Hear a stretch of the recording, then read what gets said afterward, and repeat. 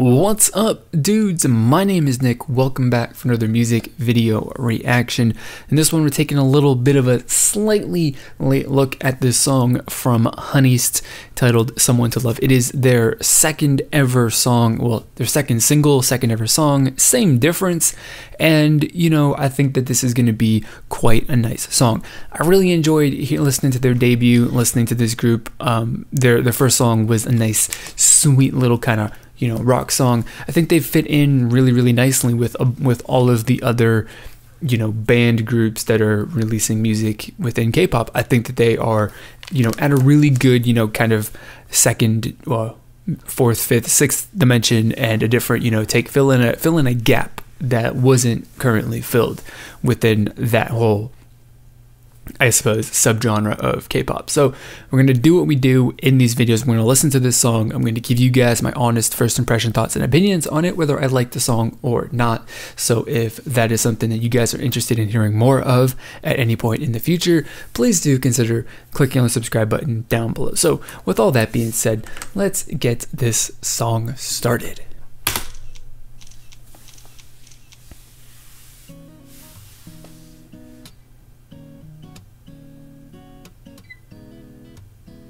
Oh, okay, so they're not really going to change a whole lot with their sound. I can dig on that.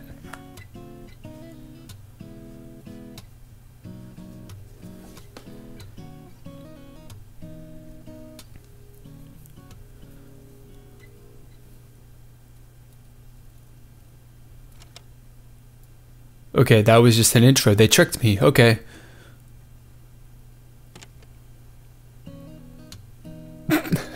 They did not, because they just restarted it. Okay, I got it. I'm picking up what you're putting down.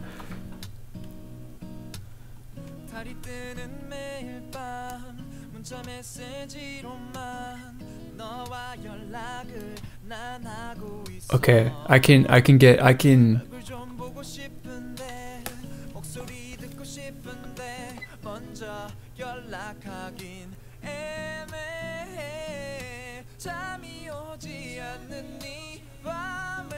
I can enjoy this.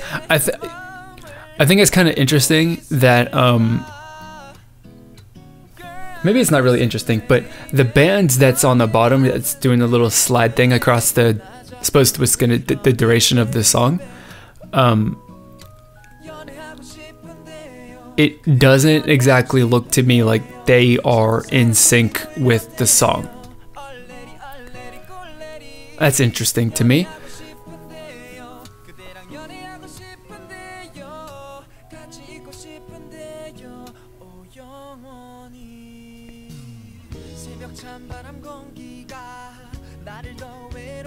Okay, so is this, are they gonna change the song again, that the whole vibe and the look and the feel of this come when it hits that 2017 portion? Because they just did that with 2000.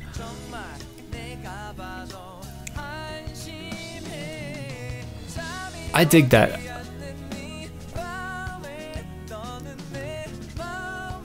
I'm enjoying the progression of this song so far. It's really nice.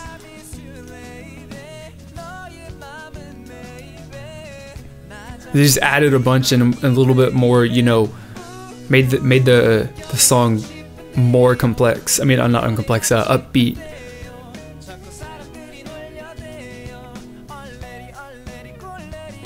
Okay, now the band down at the bottom looks like it's actually playing this music. Maybe the previous portion of the song was just a little too low key for me to understand.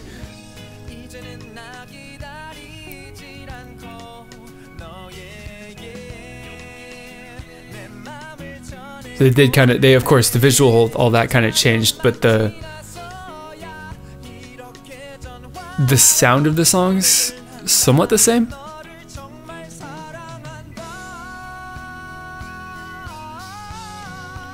They did add a little bit more electric guitar in at this portion, which is cool.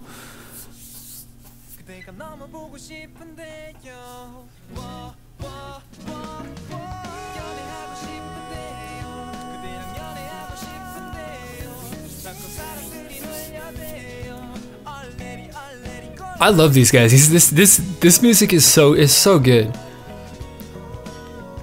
I absolutely love these guys as a band.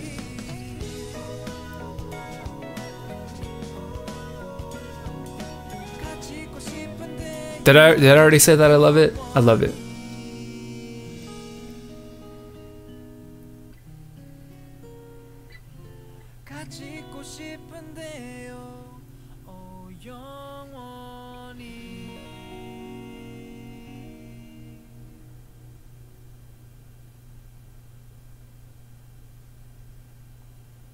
Dude, I like this song. Definitely, I like it. So the main thing that I suppose the one really kind of cool thing about this, which the little timeline slider thing at the bottom of this music video kind of illustrates it really, really well, is that, well, you know, if we're gonna go like, you know, by that portion, by that sort of timeline, right? That beginning of the song, the first verse, maybe it's the first chorus.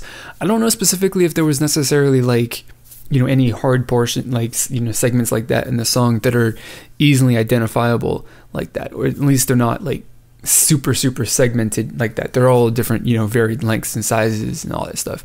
But the first portion of the song, you know, something super very, you know, minimal acoustic and all that stuff. It was really awesome. I would have really loved it if they had continued with that. You know, if they hadn't changed anything, if they just made that you know, low key relaxing acoustic song for the entire song, I'd have been perfectly cool with that, because that sounded really nice. That was really good. But when they hit the year 2000 on that timeline, down at the bottom, they kind of kicked in some more instrumentation, added in a little bit more energy, brought a bit more, you know, well, energy, obviously, like I just said, into the song, made it much more, I suppose, engaging to listen to, much more, you know, fun and interactive, I guess is the best way to say it. And then when they hit the year 2017 on that timeline, they kind of kicked it up again on all those elements to make it even more energetic and all of that stuff. And that whole progression is actually, you know, really interesting. You don't normally see songs that, or, you know, usually ever, that really kind of build on themselves, you know, from where the start is, I should say, where the entire length of the song is basically, you know, to a certain extent, a little bit of an upward progression in that sense. So it's a little bit of a different way to kind of arrange and compose a song, because a lot of the times it's, you know, moving from like a lower, you know, from low to high energy tempo and all that stuff between the verses and the choruses, and vice versa. And you know, it just is a song that continuously changes like that. Or, which you also get very frequently, is a song that starts at one point and then it ends at an equal point, and it just travels from start to finish along that same path. There's no difference between those songs. But this song kind of takes a little bit of a different, you know, sort of path, where it starts low, ends high. And I think that's actually something that's really cool, and obviously is a little bit unique. And I think it's also a really good kind of way to kind of communicate and illustrate some of, I suppose, the emotion and the feelings that are supposed to be kind of portrayed through this music video, where, you know, it is kind of supposed to be, you know, I suppose, illustrate the, you know, growth and the bonding of two people who end up at the very least going out on one single date. And, you know, that's definitely something that kind of, you know, they do a good job of illustrating the, you know, how things may start off a little bit cold, you know, it's not necessarily the most exciting and the most intense kind of thing, but they do slowly build up to the point at the end of the song, with the final, you know, segment of the song where it's very high energy, where, you know, you're into it, you're all about it, you know, that other person, and it's a good happy time when when you actually say to somebody, let's go hang out, and the other person is like, yeah, let's do that, I would love to. And, you know, of course, that's a good feeling. And I think that the song actually kind of did a great way, or did a really good job of kind of matching the progression of the story that was portrayed in the music video. So those are the main things. Just really want to finish this off with kind of reiterating and restating one of the things that I know that I said in the reaction video that I made to their very first song, and that is that the reason why I really like these guys, or one of the couple of reasons why I really like these guys, is because of course, they are a rock band sort of, concept, and they are a rock band. They all play instruments, guitar, drums, all that stuff.